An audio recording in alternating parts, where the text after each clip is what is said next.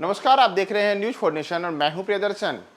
बिहार के उप मुख्यमंत्री तेजस्वी यादव ने सुप्रीम कोर्ट का रुख किया है। जी हां, सुप्रीम कोर्ट जाने की वजह भी बेहद खास है और यह सब जुड़ा हुआ है तेजस्वी यादव से जुड़े मानहानि के एक मामले से, जिसमें उन्होंने गुजरात के तमाम लोगों को ठग कहा था। जी हां, गुजरातियों को ठग कहने से जुड़े हुए इस मामले में अब तेजस्वी यादव ने अपने मामले को लेकर के सुप्रीम कोर्ट का रुख किया है और बाकायदा इसकी जानकारी आज अहमदाबाद की निचली अदालत को दी गई है। दरअसल तेजस्वी यादव पर आरोप है कि उन्होंने सार्वजनिक रूप से कहा है कि देश में जितने भी गुजराती हैं वे तमाम लोग ठग हैं, और इसी को लेकर के तेजस्वी यादव के खिलाफ गुजरात में मानहानि का मामला दर्ज हुआ था। और इस मामले में आज तेजस्वी यादव को अहमदाबाद कोर्ट की ओर से समन जारी करते हुए उन्हें आज अहमदाबाद कोर्ट में उपस्थित होना था, लेकिन तेजस्वी यादव अहमदाबाद की कोर्ट में आज उपस्थित नहीं हुए। उनकी ओर से उनके वकील आज अहमदाबाद की कोर्ट में पहुंचे थे और कोर्ट में पहुंचे तेजस्वी के वकील ने बताया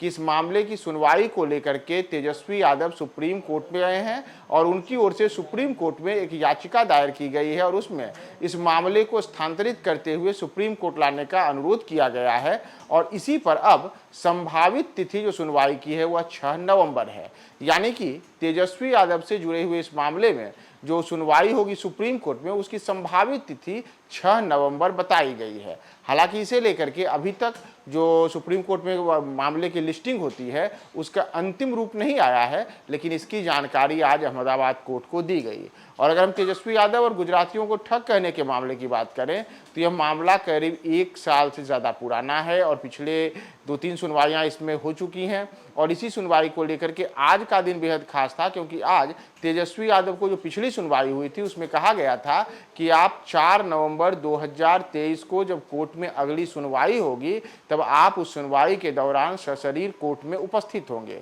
लेकिन अहमदाबाद की कोर्ट में आज तेजस्वी यादव खुद उपस्थित नहीं हुए और इसी दौरान उनके जो वकील हैं उन्होंने बताया कि हमारे जो मुवक्किल हैं उन्होंने इस मामले की सुनवाई को सुप्रीम कोर्ट में स्थानांतरित कराने के लिए वहां बाकायदा आवेदन दिया था और आवेदन के आधार पर संभावित जो तिथि सुनवाई की है वह 6 नवंबर है। तो वैसे में यह महत्वपूर्ण होगा कि अगर 6 नवंबर को सुप्रीम कोर्ट में सुनवाई होती है